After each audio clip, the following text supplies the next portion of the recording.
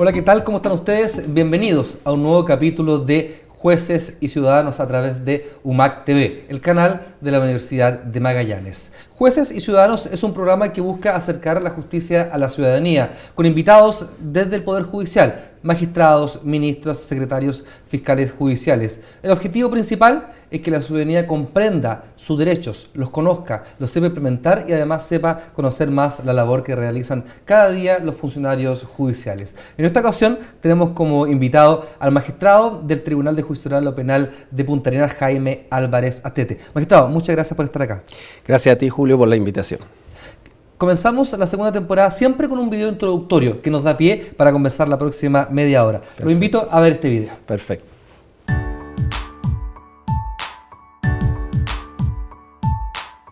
De ser dignos.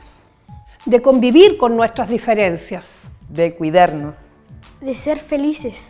Tu derecho es mi obligación.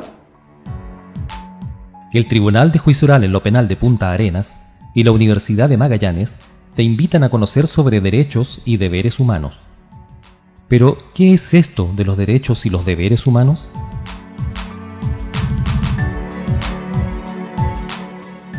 La presunción de inocencia es un derecho asegurado y garantizado tanto en la Convención Americana de Derechos Humanos como en el Pacto Internacional de Derechos Civiles y Políticos, y por ello, de acuerdo con la Constitución, debe ser asegurado y promovido por todos los órganos del Estado.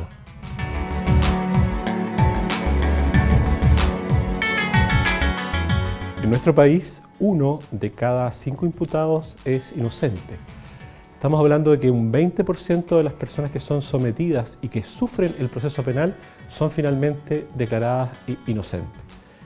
Por eso es importante tener en cuenta que el sistema procesal penal o el sistema de justicia penal en su conjunto comete errores, y estos errores hacen entonces que estas personas hayan debido sufrir individual y familiarmente la acusación penal para finalmente determinarse que son personas inocentes.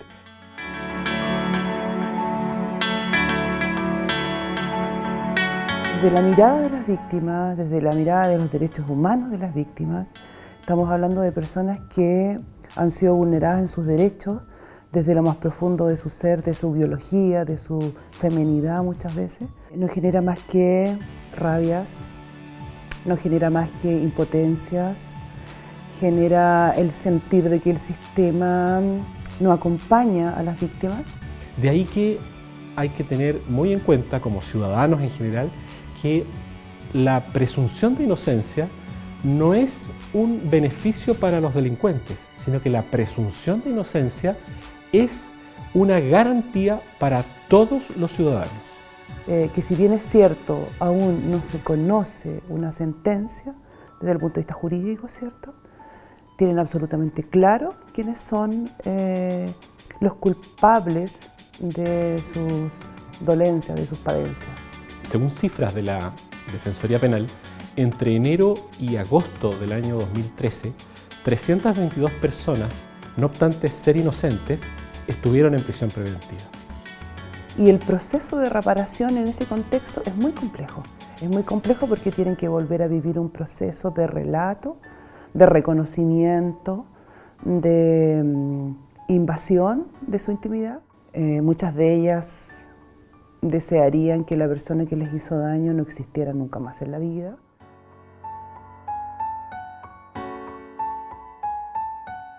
El video nos dejó una pregunta, ¿cierto?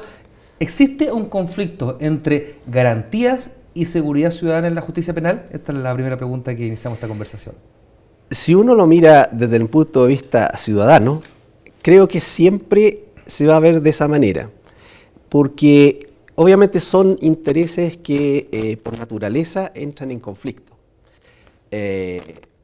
Efectivamente, cuando uno aumenta las garantías, la eficacia en la persecución penal, como es una balanza la justicia, tiende a disminuir. Pero se supone que este sistema está creado para que opere bajo ese equilibrio.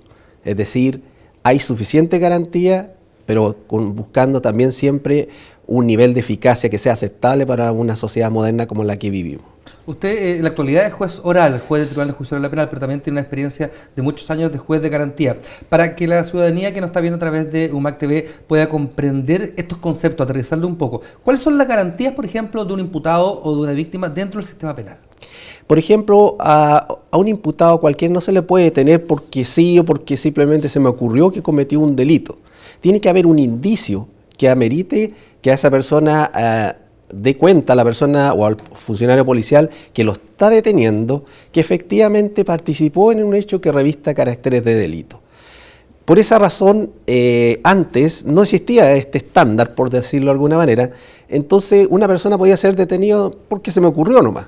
Y ese estándar no es suficiente en este sistema democrático de derecho, en el cual se requiere que todo ciudadano, no solo al que llamamos entre comillas delincuente, exacto, sino que cualquiera de nosotros en un momento dado va a tener la garantía de que si es detenido por un funcionario policial o incluso, como hemos visto últimamente, por otros civiles, lo sea a través que haya haya de por medio un indicio que indique que esa persona pudo haber participado en un delito. ¿Quién puede detener en nuestro país? Bueno, en principio y por norma general, generalmente son las policías las que detienen. Y también, como hemos visto últimamente, cualquier civil que ve la comisión de un ilícito puede detener a una persona, pero para el solo efecto de ponerla a disposición de la policía. No para venganza, no para hacerse justicia por su propia mano, como podría alguien entenderlo. Sí, quiero aprovechar de detenerme en esto, porque este fenómeno de los últimos meses en nuestro país, que comenzó ya el año pasado, 2014, estas detenciones ciudadanas no consiguen el efecto propicio que usted nos dice, que es detener y entregar a la autoridad competente. O sea, uno podría entender incluso que dentro de ese hecho, dentro de ese acto, hay otros delitos protagonizados por las personas que detienen, por ejemplo, algún tipo de lesión, de retención, etcétera. Podría hacerlo, pero eso depende del grado de intensidad y la proporcionalidad con que el civil detiene a la persona. Obviamente, si lo detiene para efecto de ponerlo a disposición de la policía, es un un ciudadano ejemplar, claro, obviamente. Pero si es un ciudadano que lo detiene para vengarse o para hacer justicia por su propia mano, obviamente está excediendo el marco legal que nos rige. Tanto a las policías se les exige detener con un indicio, por mayor razón a los ciudadanos o a un civil cualquiera hacerlo en esas circunstancias. Se lo pongo con un ejemplo. Si alguien va en la calle y dice me robaron la cartera, y dice ese caballero que va ahí con corbata roja es. Yo. Claro, y resulta que esa persona se equivocó, miró a otra persona y se la abalanzan encima de usted, 4 personas lo tiran al suelo, lo encadenan, lo golpean y usted queda mirando qué hice yo.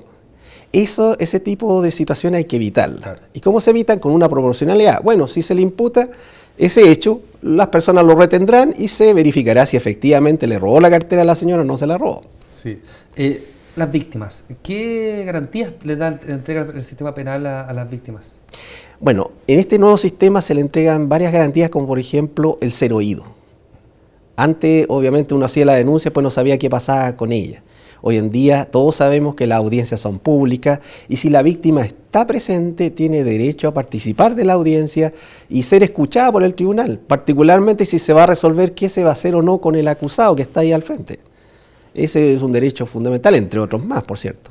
Sí. ¿Qué le parecen los cuestionamientos teóricos que ya se ven en la práctica a través de investigaciones, en donde una de las reformas que debería tener la reforma, ¿cierto?, es mayor atención del Estado hacia la víctima, porque se entiende ya que el Ministerio Público representa al Estado y no de forma particular a cada víctima. Las víctimas no se sienten oídas, por ejemplo, no se sienten escuchadas profundamente a la hora de una salida alternativa, por ejemplo. Sí, esta balanza que yo dije al principio efectivamente puede verse desequilibrada, y tan así ha sido que desde que se creó la reforma procesal penal ha habido 6 modificaciones en ese sentido. Exacto.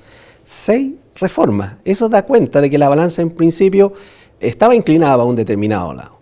Y efectivamente, si ahora la sociedad estima que las víctimas no tienen los suficientes derechos o preocupación del Estado, efectivamente la balanza puede estar inclinada un poco en contra de sus intereses. Por lo tanto, es deber y obligación del Estado siempre procurar o estar atento a equilibrar esa balanza. Es decir, si las víctimas en realidad están siendo desprotegidas en ciertos derechos que tienen, por lo tanto hay que resguardar o mejorar su situación actual. Podemos volver atrás un poco en la reforma. Comenzó en 2 regiones del país en el año 2000. Usted fue parte de ese proceso en Ovalle. Así es. En el juzgado de garantía del Ovalle. La reforma comenzó en el año 2000, como decíamos, en forma paulatina en las regiones cuarta y novena, y después se fue incrementando hasta llegar al 2005 en la región metropolitana y cubrir todo el país. Usted mencionaba 6 reformas. Sí. ¿Podría contarnos cómo comenzó la implementación de este proceso penal nuevo para ir entendiendo cuáles fueron las reformas y cómo se fueron implementando? Sí, claro. Al principio fue bastante intuitivo, a pesar de que habíamos sido capacitados largamente. Obviamente todo estaba por hacer, porque era un sistema radicalmente distinto al que teníamos. Antes todos sabemos que era un procedimiento en que secreto, reservado, por escrito, donde las personas no tenían conocimiento de qué se estaba haciendo dentro de este proceso de investigación. Entonces las principales situaciones que se vivieron fue que efectivamente, por ejemplo, yo recuerdo, por dar un ejemplo, un detenido al cual no se le podía registrar. De acuerdo al estándar que teníamos en ese momento, si la policía detenía a alguien, solo era para llevarlo a la comisaría y ahí averiguar su identidad, y no se le podía registrar. Y resulta que si esa persona andaba con un arma en el bolsillo, les podía disparar y ellos, o sea, se producía una situación bastante extraña. Obviamente fue motivo de una inmediata reforma el hecho de que la policía, al detener por control de identidad, o sea, no que se le estuviera imputando un delito, sino por el simple hecho de controlar su identidad, se le pudiera registrar. Y eso obviamente facilitó el trabajo de las policías, porque si no corrían riesgo ellos también. Sí, me acuerdo también de una modificación legal sobre la fragancia, sobre cuándo, en qué minuto se consideraba fragancia y hasta qué disponibilidad tenía la policía de detener. Sí, esto de la flagrancia, es decir, de cuando se está cometiendo, se acaba de cometer un delito, fue modificado también, porque hubo mucha discusión de cuándo un delito se entendía que había sido cometido hace poco tiempo o no, y particularmente de acuerdo a nuestra situación geográfica, porque si resulta que alguien, voy a usar un ejemplo, en la 11ª región, ¿sí?, cometía un delito en una isla A y se iba a donde vivía en la isla B, podía pasar 6 horas, claro, de poder llegar los policías hasta allá. Entonces la persona decía, no, no es delito flagrante porque pasó hace 6 horas atrás. Entonces se miraba de acuerdo a las circunstancias geográficas. Y al final, me acuerdo que la discusión era entre fijar un límite, no fijar un límite, se estableció un límite horario que abarcara racionalmente que la policía pudiera llegar hasta el lugar y poder detenerlo sin orden judicial necesaria. Sí. Hay un concepto técnico que habla sobre las garantías que se llama la legalidad de la detención. En algún minuto, en el inicio de la reforma también, la ilegalidad de la detención provocaba que cesara la función de administración de justicia en ese minuto por la sola declaración de ilegalidad. ¿Nos puede contar qué pasó y cómo fue evolucionando ese concepto? Así es, la declaración de ilegalidad fue quizás uno de los temas más controvertidos, porque bastaba que a una persona no se le leyeran sus derechos para que se declarara ilegal la detención y consecuente con ello se le dejara en libertad y el Ministerio Público no pudiera seguir adelante con la persecución penal. Sin embargo, posteriormente se entendió que la lectura de derechos era un acto posterior a la detención, por lo tanto no afectaba la legalidad de la misma, afectaba quizá una infracción administrativa del funcionario policial que no le leyó sus derechos, pero no tenía la entidad suficiente de dejar sin efecto una detención que podía ser por un delito muy grave. Absolutamente. Y eso es lo extraño de esto, que podía ser un delito muy grave y se le tenía que dejar en libertad porque no se le habían leído los derechos.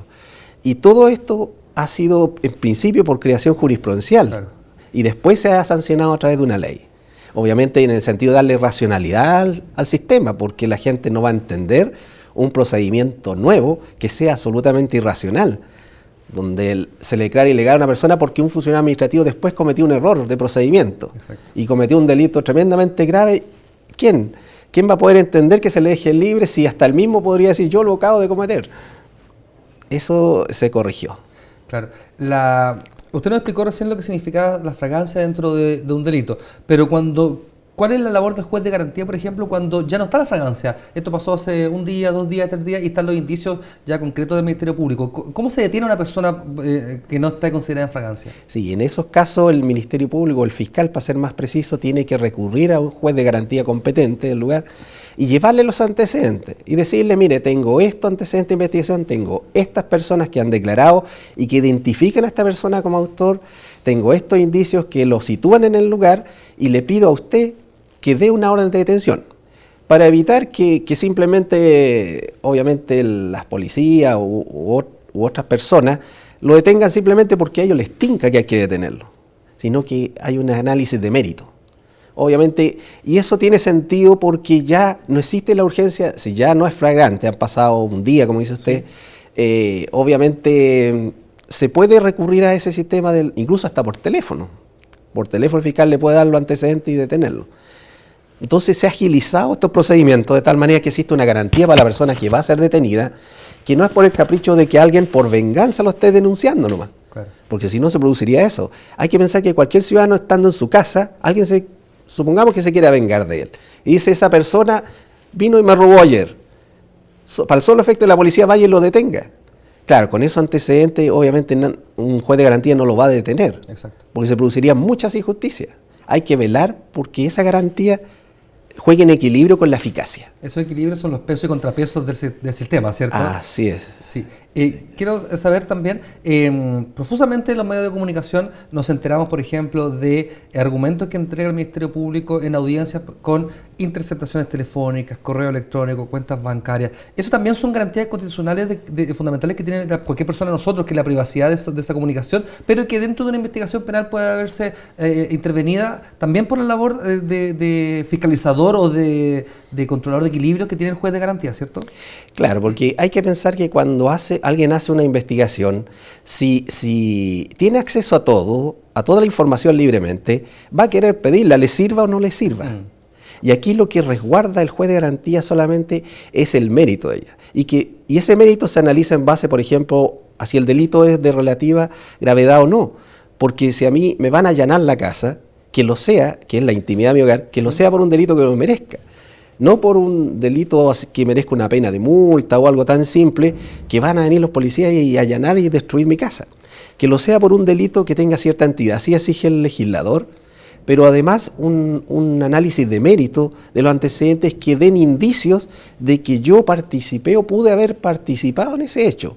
Porque de lo contrario, todos nosotros estaríamos expuestos a que nuestros antecedentes personales fueran examinados y vertidos y saldrían a luz pública en situaciones que obviamente nadie está dispuesto a publicar porque son íntimos. Sí. Pero esos datos, para que la ciudadanía comprenda, esos datos son privados, ¿cierto? Mis cuentas bancarias, mis comunicaciones por correo, mi privacidad dentro de mi hogar, son resguardados por el Estado, ¿cierto? Sí, claro. Salvo cuando un juez de garantía estima que efectivamente puede haber indicios de algún delito y permite cierto levantamiento de esa privacidad. Este es el mejor ejemplo entre el equilibrio entre garantía y la eficacia de investigación penal. Porque claro, la garantía es que mi comunicación, que yo me comunico con un amigo, no esté circulando incluso por la prensa, por todo Chile, porque uno habla coloquialmente con los amigos. Y uno quiere verse expuesto ante todo el mundo hablando de esa forma, o diciendo cosas, como hemos visto grabaciones que uno escucha, exacto, ¿verdad? Salvo que, y ahí está el equilibrio, en que analizado por un juez de garantía determine que eso tiene importancia para la persecución de este delito. Y eso es lo que hace equilibrar la balanza.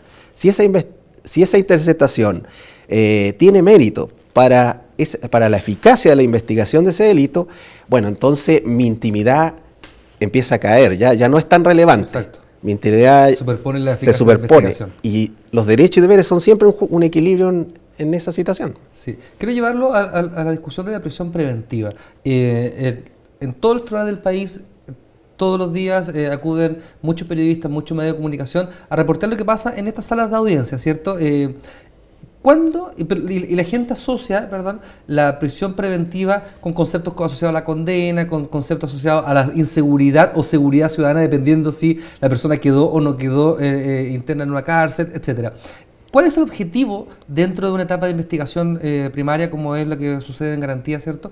¿Cuál es el objetivo de la prisión preventiva?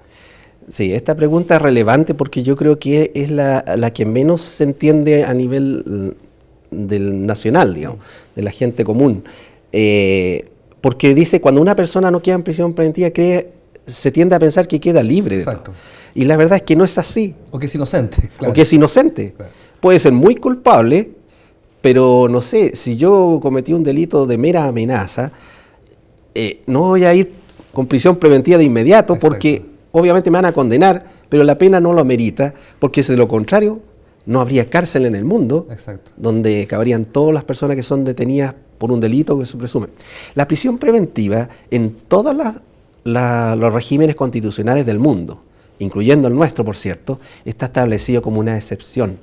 ¿Una excepción para qué? Para aquellas personas que se advierta de acuerdo a los antecedentes que se ven en el proceso y no necesariamente en el diario, disculpando a los periodistas o a la prensa, porque en la prensa se ve solo una parte de esos antecedentes. Pero con los antecedentes que se ven en la audiencia, el juez determina o hace una prognosis de que esa persona probablemente va a volver a delinquir. Si el juez hace esa prognosis de que esta persona es refractaria al sistema, de que efectivamente si lo dejamos libre va a volver a hacer lo mismo, es probable que crezca el fundamento a la prisión preventiva. Pero si se trata de un delito que puede incluso ser grave para las personas que lo afectan, obviamente, no quiere decir que no va a tener pena. Quiere decir que mientras se espera la sentencia, él tiene derecho a permanecer en libertad. Y esto lo reflejan, disculpe que lo diga de esta manera, pero todas las películas de Hollywood que aparecen generalmente en libertad hasta que se dicta la condena. Exacto, y entramos de nuevo en los pesos y contrapesos y los derechos de garantía, ¿cierto? Sí, claro. De las personas. Claro, eso pasa hasta que, por ejemplo, hay un incendio en una cárcel de San Miguel, por ejemplo, hace ya algunos años, y muere una persona que estaba detenida por vender CD pirata. Y entra la sociedad a la otra discusión. ¿Por qué esa persona está presa? Y así. Ahí tú acabas de dar un ejemplo muy relevante respecto de cómo es importante mantener estos equilibrios. Exacto. Porque uno siempre mira un lado. Piensa que todos los que están presos son los delincuentes más acérrimos que hay o avesados. Y resulta que muchas veces pasan situaciones que hasta por un simple manejo del estado de ebriedad o por una violencia intrafamiliar que después se arreglan, el tipo está preso. Claro, y nos encontramos con gente presa que no necesariamente debió haber estado ahí. Porque la cárcel, hay que entenderla, es para gente peligrosa para el resto de la sociedad. No es para todo el que haya cometido un delito. Porque yo no sé, si usted me permite, voy a dar un ejemplo de que hay gente que piensa que él nunca comete delito. Y yo le voy a decir que todo aquel que sacó fotocopia en la universidad de un libro probablemente cometió un delito. Exacto. Pero uno no tiene conciencia de eso, ¿verdad? No tiene conciencia de que también a lo mejor es un delincuente. Claro. Que cometió un delito muy menor, pero estoy seguro que nadie estaría de acuerdo con que esa persona esté presa porque se fotocopió un libro en la universidad, ¿verdad? Entonces, siempre hay que mirarlo en términos de equilibrio esto. El magistrado Álvarez Astete coloca ejemplo porque la importancia de este programa es que la ciudadanía pueda entender en palabras sencillas, en lenguaje claro, qué es lo que estamos hablando cuando un juez administra justicia. La prisión preventiva es una medida cautelar, la más grave, ¿cierto? La más intensa que el Estado puede dar, que es quitar la libertad a una persona. Pero también hay otras, porque entiendo que, magistrado, usted me corrige, que las medidas cautelares buscan el éxito de la investigación finalmente y que el imputado y el Ministerio Público puedan llegar a un juicio oral con toda la garantía y todo el proceso claro. Así es, pero no es la única función. A ver. Hay otras que obviamente tienen por solo objeto, y más relevante aún, es proteger al ofendido, a la víctima. No tienen por objeto la seguridad en general. Tienen derechamente o apuntan a proteger a la víctima. ¿Y cuáles son las cautelares que hay? Bueno, son muchas, pero prohibición de salir de la región, del país, prohibición de acercarse a determinadas personas, que eso ocurre mucho porque casos de violencia intrafamiliar, que estamos llenos en todo el país, la prohibición de acercarse a una persona a la cual ha sido agredido es fundamental para la víctima. La prohibición de acercarse a determinados domicilios. Y, en fin, existe una serie... La firma, escuchamos mucho la firma, que el imputado quedó con firma semanal, firma quincenal. Sí, es una forma relativamente leve de tener control de esa persona que no se va a fugar, porque en el fondo también esa otra finalidad de las cautelares. Impedir que la persona se fugue mientras se realiza el juicio, o sea, la investigación. Porque cuando se dicte la sentencia es importante que la persona esté aquí. Exacto. En su experiencia de juez de garantía, Jaime Álvarez, cierto juez de garantía en alguna localidad del país, usted toma una decisión A, pero la sociedad o parte de los intervinientes dicen que fue B. ¿Cuál es la forma de que tienen las partes intervinientes de poder tratar de revertir la decisión que tomó el magistrado Álvarez? Sí. Yo, antes de contestar esa pregunta, quisiera hacer una precisión. Y para la gente, sobre todo que ve esto y que en determinada ocasión ve que un juez resuelve A y él claramente, o dice, voy a usar estas palabras, está cantado que era B. Claro. Resulta que cuando uno, yo lo hago también, me informo por la prensa, Sí, y para mí a veces está encantado B y escucho que se resuelve A. Pero hay que tener presente que lo que sale en la prensa sale información parcializada. Sí, una parte de la realidad solamente. Una parte. Claro. Lo que el juez vio es mucho más y resolvió con mucho más antecedente. Y por eso se produce esa diferencia. Ahora, si el juez se equivocó, que también lo puede ser, ¿verdad? No hay que negarse a eso si nadie deja de reconocerlo, que uno se puede equivocar, nadie es infalible. Por muy buena intención que uno ponga en el éxito de la decisión, hay una instancia de revisión y sobre todo en esta materia son instancias de revisiones permanentes, no caducas, o sea, no porque alguien no quedó en prisión preventiva quiere decir que no se puede volver a pedir. Eso constantemente se puede volver a revisar. Por lo tanto, no son cosas que quedan a firme, como decimos en materia jurídica. Si quedó en libertad, mañana se puede pedir la prisión preventiva de nuevo. En el mismo juzgado, por ejemplo. En el mismo juzgado y en la misma causa, o se puede apelar a una instancia superior. Entonces, tampoco es tan dramático. Si alguien determinó que era A y debiendo haber sido B, mañana mismo se puede modificar, con nuevo antecedente, o mejores antecedentes, o mejor visión. Claro. Los plazos de la detención y de la primera puesta ante el juzgado de garantía son muy breves, para que la ciudadanía entienda, son menos de 24 horas. Sí, 24 horas. Por lo tanto, mucha del material de investigación no está presente en la primera audiencia, que son principalmente los medios de comunicación cubren. Como usted dijo, son 24 horas, pero en la práctica rara vez son 24 horas, generalmente son 12, 18, 14 horas, porque son antes de 24 horas. Exacto. Y claro, los antecedentes que tiene el fiscal en ese momento son muy primarios. Y la verdad es que la decisión es en base a esos antecedentes que son primarios, pero resulta que después se van llegando otros antecedentes y dan cuenta que obviamente la decisión debe ser distinta. Y por eso digo que esto no queda definitivo. Es importante tenerlo presente. Siempre es posible agregar nuevos antecedentes, siempre es posible corregir eso. No es algo que simplemente quedó libre y quedó impune, quedó sin sanción. Todo lo contrario. Quedó libre, pero ese día. Mañana no sabemos. Exacto, y con medidas cautelares lo más seguro. Efectivamente, cautelares.